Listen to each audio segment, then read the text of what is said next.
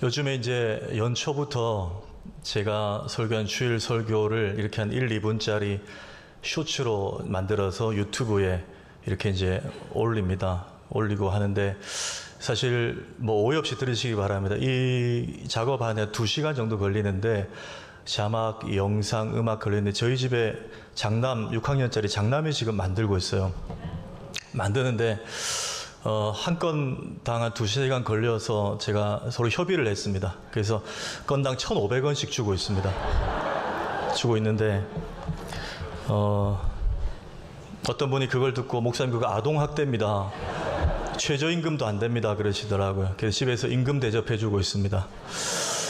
여러분, 우리가 세상의 정보가 많이 들려요. 이런 것들 뭐 시사, 정치 막 공유하는 데 열심히 합니다. 여러분, 하나님 말씀을 많이 공유하시기 바랍니다. 예. 하나님 말씀을 버트려야 돼. 이게 오늘 설교 주제와도 연관이 되어 있습니다. 근데 제가 이거를 이제 유튜브에도 올리는데, 우리 젊은이들은 인스타그램을 해서 인스타그램 계정에다가도 쇼츠 영상을 이제 올렸는데, 지난 주 초에 올렸는데, 이 다른 설교 영상은 뭐 1000몇 회 조회수가 이런데, 제가 어젯밤에 확인했는데 이 박보검 씨 영상이 3만 회를 넘었어요. 조회수가. 철저하게 저 때문이 아니고 박보검 때문이에요. 야, 박보검 정말 대단하다, 제가 그런 생각을 했습니다. 그래서 어젯밤에 드는 생각은, 이쯤 되면 이 영상이 이제 박보검 씨에게 한번 전달이 될 거고, 이쯤 되면 한번 오지 않고는 못 베기지 않겠나, 이런 생각을 해보는데, 그분 생각은 잘 모르겠습니다. 예. 오늘 이제 역순으로 2번째 라우디게아 교회, 다음에 빌라델비아 교회입니다. 이 빌라델비아 교회를 통해서 보여주시는 교훈은 무엇인가? 크게 이 한 가지예요. 이 한 가지인데, 큰 전제가 이겁니다. 첫째, 교회의 크기가 믿음의 크기는 아니라는 것을 보여주고 있습니다. 교회의 크기가 믿음의 크기는 아닐 수 있다, 그걸 보여준다는 겁니다. 제가 서두에 지난주 라우디게아 교회를 좀 언급한 이유가 있습니다. 오늘 빌라델비아 교회와 비교해 봤을 때 너무나 다른 환경이었습니다. 여러분, 라우디게아 교회는 이 생활 식수 문제만 좀 열악했지, 다른 것은 굉장히 부유한 동네였어요. 특히 어떤 산업이 발달했다 그랬죠? 안약 연고 산업. 엄청난, 그러니까 의학이 발달돼서 돈을 많이 벌었던 지역이 라우디게아였습니다.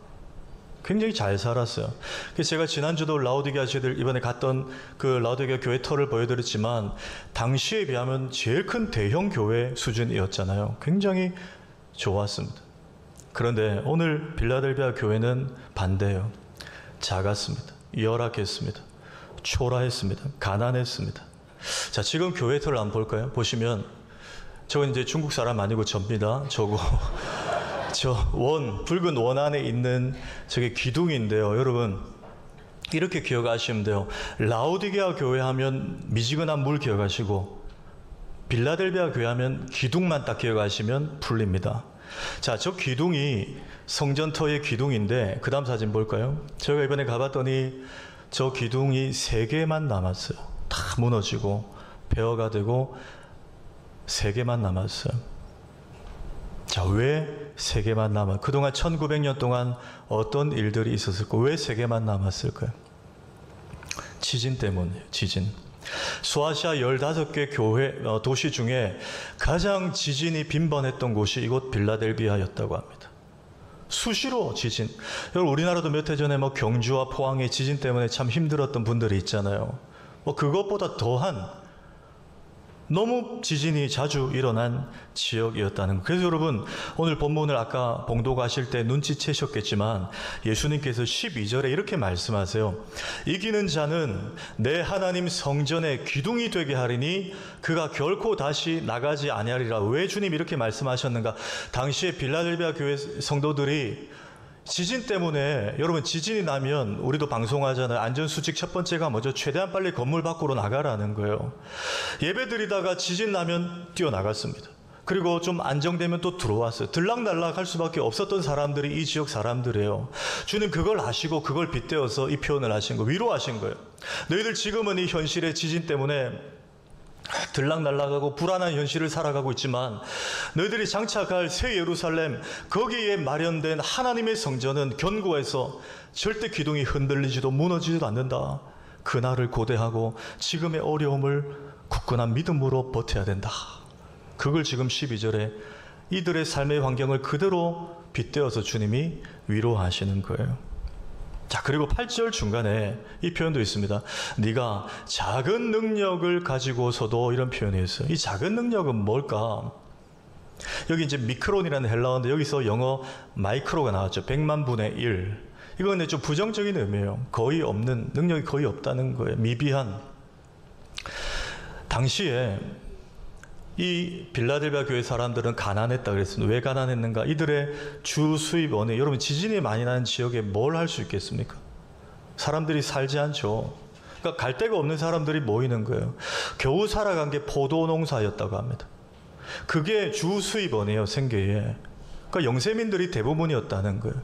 이 사람들이 몇 명 모인 교회가 빌라델비아 교회, 정말 가난한 교회. 터도 작고 건물도 작고 재정도 열악할 수밖에 없는 그런 교회. 자, 그 교회인데 주님이 오늘, 지난주에 라오디게아 교회는 그 큰 교회였지만 책망하시고 오늘 작은 교회 빌라델비아 교회는 칭찬을 하셨다는 거예요. 여러분, 라오디게아 교회와 오늘 빌라델비아 교회를 비교해 볼 때 하나님 주신 메시지가 선명하죠. 뭐죠? 하나님은 교회의 외적 크기를 보지 않으시고 외적 크기를 보지 않으신다는 거예요.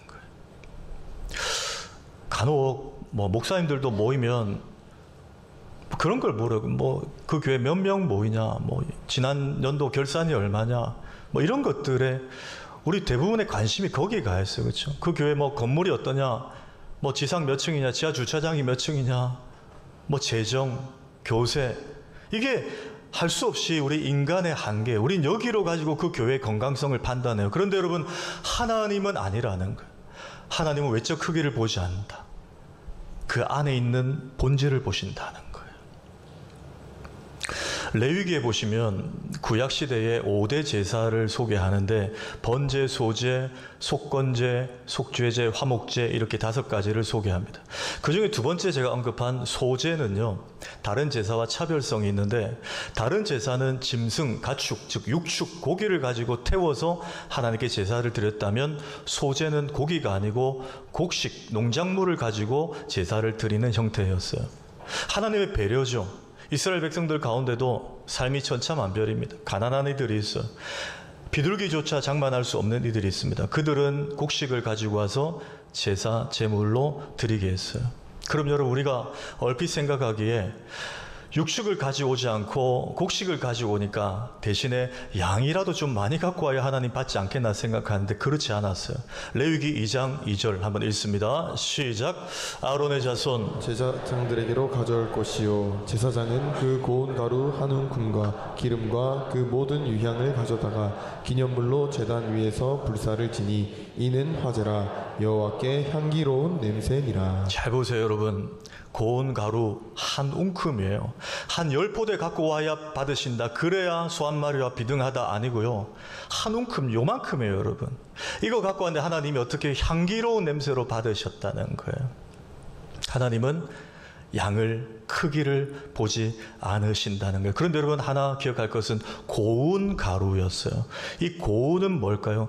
정제된, 걸러진, 불순물이 티가 없는 순수한 깨끗한 가루를 갖고 와야 작아도 하나님이 향기롭게 받으신다는 거예요.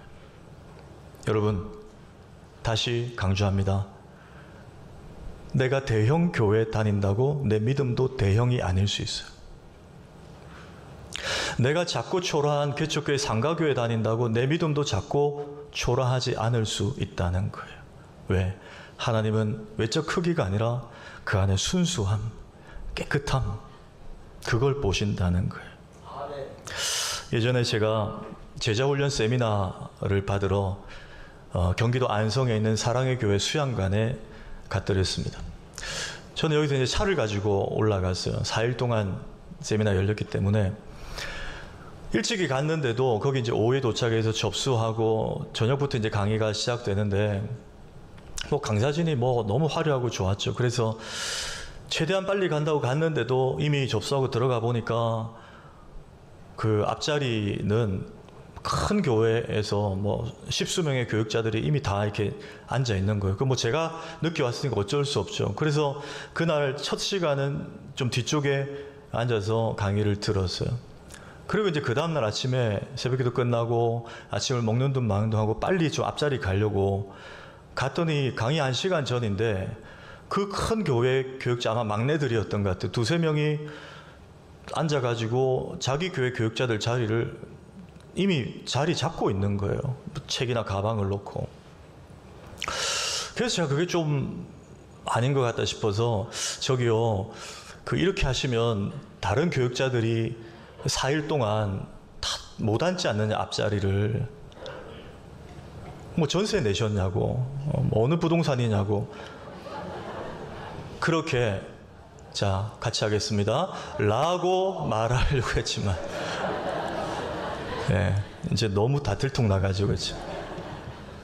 숫자에 좀 밀리고 저는 평화주의자이기 때문에 그냥 뭐 뒤쪽에 이렇게 4일 동안 앉았어요. 그런데 4일 내내 마음은 조금 힘들었습니다. 왠지 아세요? 그 세미나가 뭐라고요? 제자훈련 지도자 세미나예요. 제자훈련. 제자, 누구 제자? 예수님의 제자, 제자도를 가르치는. 그럼 그 교육자들도 미안하지만 거기서 수료해가지고 자기 본교에 가가지고 성도들 앞에서 가르칠 거 아닙니까? 성도님들, 예수님의 제자도는 이렇습니다. 여러분, 예수님의 제자도를 가장 선명하게 보여준 핵심이 어디 있죠? 산상수훈이죠. 마태복음 5, 6, 7장에 우리가 잘 아는 말씀. 예수님의 제자는 누가 오리를 가자면 심리를 함께 가줘야 되고, 예수님의 제자는 누가 겉옷을 달라 하면 속옷까지 줘야 되는 게 예수님의 제자입니다. 그렇게 자기 교회 가서 가르칠 거 아닙니까? 근데 제가 속으로 4일 동안 마음이 불편하니까 지는 그런 마음이 드는 거예요. 이기적이라고 막 이런 마음이. 여러분, 다시 강조합니다. 혹 그런 분 안 계시겠지만, 제가 대형교회를 폄하하는 게 아니에요. 대형교회도 훌륭한 신앙 가진 분들이 있어요. 그런데 혹 내가 큰 교회에 소속돼 있다고 내 믿음도 크지 않을 수도 있다는 거예요. 작고 초라한 게, 오늘 빌라델비아 교회 같은 게 예배 드리다가 흔들리며 뛰어나가야 되는 교회, 이 지역에 아무도 이사 오지 않으려고 하는 교회, 재정은 턱없이 부족한 교회라도 정말 주님 바라보고 순수하게 예수 믿는 사람들이 있다면 주님은 그 교회가 큰 교회요, 그분을 큰 믿음이라고 칭찬하셨다는 거예요. 자, 그렇다면 라오디게아 교회와 비교했을 때 빌라델비아 교회가 단지 작은 교회라서, 아니면 어떤 신앙의 순수함, 좀 추상적이죠, 이것 때문에 칭찬받았는가? 저는 구체적으로 두 가지만 적용합니다. 그들의 신앙의 순수함 뭐였는가? 첫째는 말씀을 지켰다는 점에 있습니다. 말씀을 지켰습니다. 여러분, 8절 한번 볼까요? 이렇게 칭찬하세요. 네가 작은 능력을 가지고서도 내 말을 지키며, 이 내 말은 예수님, 주님의 말, 하나님 말씀이에요. 하나님 말씀을 워딩 그대로 지켰다는 거예요. 그 단어 그대로 지켜냈다는 거예요. 여러분, 요즘에 이런 메시지 하면 조금 감흥이 없는 것 같아요, 한국 교회가. 왜? 요즘 우리 이런 말씀들은 말씀대로 어떻게 지키냐, 이런 마음이 좀 있죠. 시대가 변했고, 환경이 변했고, 정서가 변했고, 문화가 요즘 아이들이 어떤 아이들인데 어떻게 말씀을 그대로 지키냐, 이런 마음이 우리 속에 좀 있어요. 그런데 하나님이 보시는 순수한 교회는 큰 교회가 아니고, 작아도 초라해도 이게 하나님 말씀이라고 하면 그대로 지켜내는 교회. 이게 하나님 말씀이면 내 감정이 우선이 아니고 하나님 말씀이 우선인 교회. 그게 신앙의 순수함이라고 주님 말씀하신다는 거예요. 한 교회에 남자 청년이 등록을 해서 한 2달 정도 다니고 있었습니다. 실화예요. 다니고 있었는데 친구의 인도로 그 교회에 이제 2달 다니게 됐는데, 그 교회의 인도함을 받기 전에 교제하던 여자친구와 이제 약속을 해놓은 거예요. 이번 여름 휴가 때 우리 둘이 어디에 며칠 여행을 가자. 둘이 이제 약속을 한 거예요. 기분 좋게.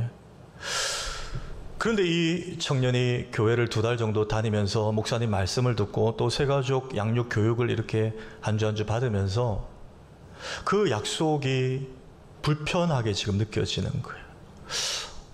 가면 안 될 것 같은데 결혼 전에 이런 마음이 드는 거예요.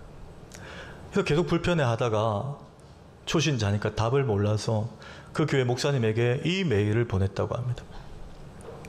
목사님, 저는 이 교회 2달 정도 다닌 청년입니다.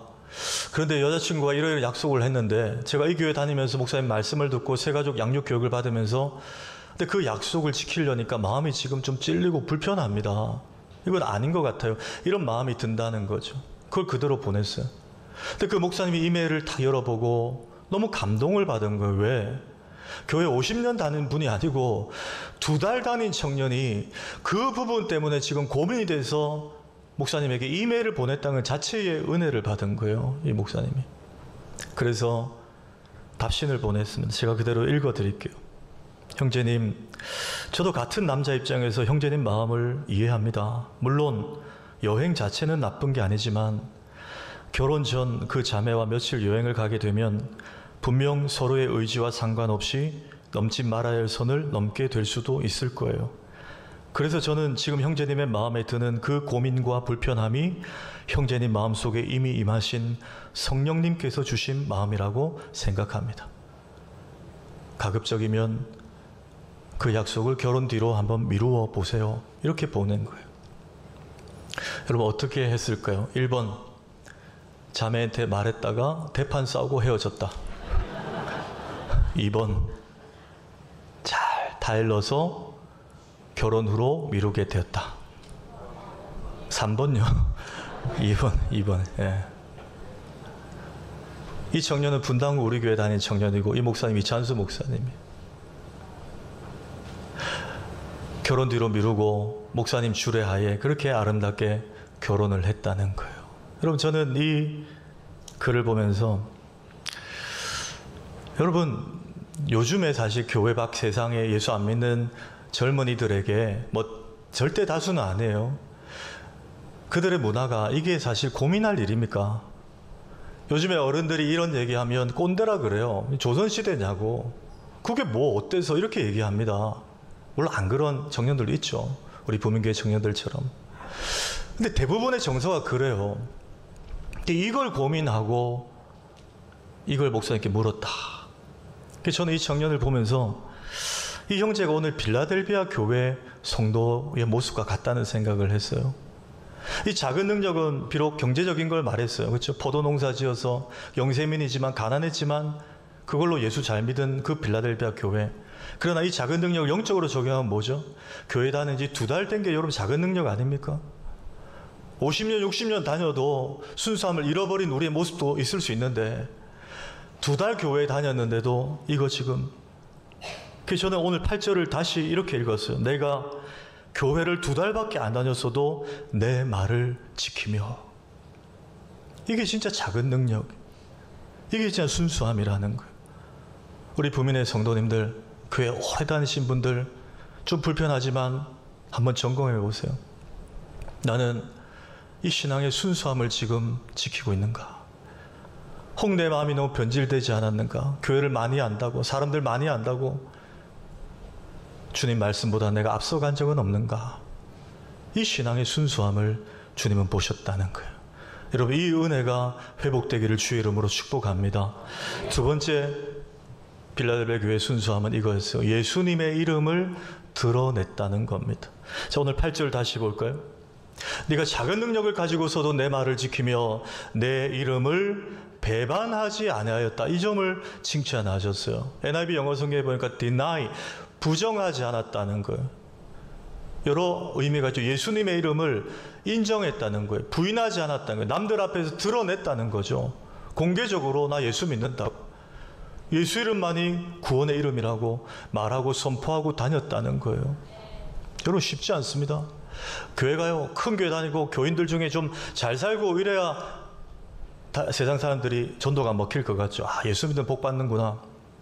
저 교회는 그거 아니었어. 그거는 인간적인 생각이고, 자기들은 초라하고 못 살고 불안한, 지진 나면 뛰쳐나가야 되는 그 초라한 건물에 예배드리고 예수 믿었지만 그럼에도 당당하게 예수 이름을 선포하고 전도하고 살았다는 거예요. 여러분, 우리나라 영화 중에 세계적으로 수익적으로나 또 관객 수나 가장 흥행에 성공한 영화가 뭔지 아세요? 봉준호 감독의 송충이 아니고 기생충이에요. 기생충.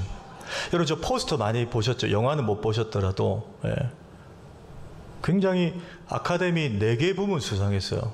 대단한 성과예요. 일단 영화적으로는 그래요. 기생충이 2019년도에 북미, 그러니까 미국과 캐나다를 북미라 그러죠. 북미에서 개봉했을 때 2주 동안의 수익이 5천만 달러, 우리 돈 700억을 벌어들였어요. 2주 만에 기생충이 700억 벌어들였어요. 뭐 관객 수나 수익도 굉장했어요. 뭐 우리나라 수익을 뺀 거예요. 북미 수익만 그래요. 그런데 최근에 우리나라 영화 중에 저 기생충을 북미에서 관객 수나 흥행 수익이 뛰어넘은 영화가 개봉이 됐어요. 뭔지 아시죠? 킹 오브 킹즈. 저거예요. 우리나라 감독이 만든 예수님에 관한 애니메이션 영화예요. 지난주 수요일 날 개봉을 했습니다. 북미에서 아까 기생충과 비교해 봤을 때 2주 동안의 성적이에요. 이미 저 영화가 우리나라는 수요일 날 개봉했지만 3월 말 부활절에 북미에서 먼저 개봉을 했어요. 2주 동안의 수익이 1,000만 달러 더 높습니다. 6천만 달러. 우리 돈 830억을 벌었어요. 우리 교회가 라오디게아 교회 같아요. 왜 이렇게 미지근하죠? 예. 저도 이제 수요일은 수요 예배에 있어서 못 가고 목요일 저녁에 퇴근하고 저희 집 애들 데리고 이제 가서 보았습니다. 봤는데 정말 잘 만들었어요. 너무 좋았고, 어떤 분들은 애니메이션 만화이지만 눈물을 훔치며 보는 분들도 있고. 그런데 슬슬 사탄의 공격이 시작되는 것 같아요. 이 문화, 여기에 대해서, 이 영화에 대해서. 유튜브에 보니까 사탄이 공격하는데 제가 이렇게 정리해 보니까 한 3가지 포인트를 공격하더라고요. 이 영화에 대해서. 첫째, 대사가 성경 그대로이지 않다. 대사가 조금 달라진 부분에 대해서 지적하고 비판을 하더라고요. 근데 여러분, 이건 영화예요. 영화는 영화적 허용이라는 게 있어요. 그걸 이해를 해야 돼요. 만약 성경 그대로 대사를 만들려면 그건 영화가 아니고 다큐멘터리를 보셔야죠. 그 이 감독의 인터뷰를 들으면 이해가 돼요. 이 감독은 이걸 10년 동안 만들었어요. 10년 동안. 왜? 전도하려고 만들었대요. 가만 보니까 정말 순수하게 예수님만을 드러낸 영화가 없더라는 거예요. 그래서 전도하려고 10년 동안 만들었어요. 그 말은 불신자들을 위해서 일부 대사를 이해하기 쉽게 좀 각색을 했다는 거예요. 예를 들어 하나만 볼게요. 이거요. 마가복음 10장 45절에 예수님이 그 영화에 보면 인자가 온 것은 자기 목숨을 많은 사람의 대속물로 주려 함이라. 성경은 이래요. 근데 여러분, 우리는 교회 다니니까 대속물이 뭐 말하는지 알죠? 십자가 복음이잖아요. 그런데 교회 밖의 사람들은 모르지 않습니까? 대속물이 뭐야? 그래서 유익, 베네핏으로 바꾼 거예요. 예수님이 이 땅에 왕으로 오신 것은 모든 인류에게 정말 큰 유익을 주려 함이라. 무슨 유익? 예수 그리스도의 십자가와 부활을 통해 구원받아 하나님 자녀가 되는 그 유익. 이렇게 이제 설명하고자 함이 이 각본에 깔려 있었던 거예요. 그런데 성경과 다르다고 저거는 비성경제라고 비판을 하더라. 두 번째, 이 영화의 미국 배급사가 몰몬교 재단이더라. 그래서 감독도 이단 아닌가, 뭐 이런 의구심이 막 올라와요, 유튜브에. 아니에요, 여러분. 이 장성호 감독은 현재 서울 3일 교회 집사님이에요. 그리고 이 영화가 신학적으로, 교리적으로 문제가 있는지 없는지를 감수한 감수총 책임자가 우리 교회 3번이나 오셨던 서울 3일 교회 송태근 목사님이세요. 그러니까 믿고 봐도 된다는 거예요. 전혀 이단적인 어떤 그런 연관이 없는 영화였다는 거예요. 세 번째, 종교 편향성 영화이기 때문에 KBS, MBC, SBS 지상 3파, 즉 공중파, 공영방송에서는 적극적으로 홍보하지 않고 있다라는 거예요. 여러분, 제가 이미 기생충을 뛰어넘었다고 말씀을 드렸어요. 그런데 그거 언급하지 않습니다. 기생충은 심지어 아카데미 상 받고 오니까 다큐멘터리까지 제작해서 후속 방송 특집으로 몇 부작을 내보냈어요. 송강호 배우를 천만 배우라고 추켜 세웠어요. 그런데 이 영화는 단지 예수님에 대한 영화라고 제대로 홍보해 주지 않고 있다는 거예요. 여러분, 그렇다면 결론입니다. 마귀는 왜 기독교와 예수 그리스도가 드러나는 것에 이렇게 방해하고 공격할까요? 어렵지 않습니다. 이유는 하나요. 예수님은 가짜가 아니고 진짜기 때문에 그렇습니다. 아멘이세요? 예수님은 진짜기 때문에 그래요. 이슬람 불교 영화 개봉해도 마귀는 신경 안 씁니다. 왜? 가짜거든요. 옛날에 뭐 제어릴 때 아재아재 바라아재 이런 영화들, 불교 영화 전혀 신경 안 씁니다. 예수 영화 나왔다 그러면 어떻게든 긁어요. 왜? 예수님은 진짜거든요. 그러니까 여러분, 마귀는 마라나타 예수님 다시 오시는 그날까지 지가 할 일은 뭐냐? 어떻게든 예수는 가짜라고, 예수 못 믿게 해서 한 영혼이라도 지옥 데려가는 거예요. 왜? 누구라도 예수 믿기만 하면 구원받고 하나님 자녀 되고 천국 가기 때문에 마귀가 할 일은 그거 안 되게 하는 거예요. 제가 중학교 때 유명한 책 중에 사탄은 대중문화를 선택했습니다라는 책이 있었어요. 지금도 유효해요. 지금도 사탄은 대중문화, 매스컴 문화 속에 숨어가지고 어떻게든 예수 이름을 지우고 있습니다. 왜? 진짜니까요. 이게 들추어지면 사람들이 믿으면 큰일 나니까. 그 말은 여러분, 마귀는 오히려 진짜 예수 이름에 생명이 있다고 믿고 있다는 거예요. 마귀는. 지난 수요일날 우리 김은규 목사님이 성경인물 시리즈를 하면서 예레미야에 대해서 했어요. 예레미야의 사역이 크게 두 가지로 나는데 그 중에 하나가, 예레미야가 정말 힘들었던 게, 같은 유대인들, 예레미야의 동향 사람인 아나도 사람들이 예레미야의 사역을 방해한 거였어요. 어느 정도로 방해했느냐? 예레미야 11장 21절 세 번역으로 볼까요? 한번 읽습니다. 시작. 너는 주님의 이름으로 예언하지 말라. 주님의 이름으로 예언을 계속하다가는 우리 손에 죽을 줄 알아라. 예, 세 번역은 좀 더 실감나게 되죠. 너 예수 이름으로 예언하지 마, 설교하지 말라. 예수 이름 자꾸 말하지 말라는 거예요. 왜? 예레미야가 뭐 음성이 너무 커서 시끄러워서? 아니요. 마귀는 알아요. 예수 이름이 선포되는 곳곳에 하나님 나라가 세워진다는 것을. 그걸 아니까 계속 마귀는 어떻게든 너 죽는다는 거예요. 하면 죽는, 협박하는 거예요, 선지자에게. 여러분, 제가 뭐 공적으로 제가 그 장성호 감독 모르고요, 그쪽 배급사에 뭐 제가 선물 하나 받은 거 없습니다. 그런데 제가 권면 드릴게요. 자녀들, 손주들 데리고 꼭 가서 한번 보세요, 영화. 이게 롯데 강북점에 있어요. 시네마에 있어요. CGV. 전도하고픈 가족들, 친구들 데리고 가서 보세요. 꼭 보세요. 다른 영화 말고 이거 꼭 보세요. 정말 예수님이 누군지를 보여줍니다. 선명하게 보여줘요. 그 더빙에 주연했던 이병헌 배우는 예수 안 믿어요. 그런데도 자기 아이 보여주려고 자기가 더빙 주연을 맡은 거예요. 그만큼 불신자들에게 많이 다가갈 수 있는 영화가 이 영화예요.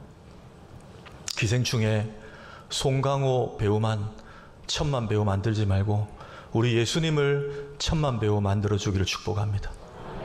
예수님을, 한국교회가 이런 영화들 통해서 예수님을 드러내는 거예요. 말씀을 정리합니다.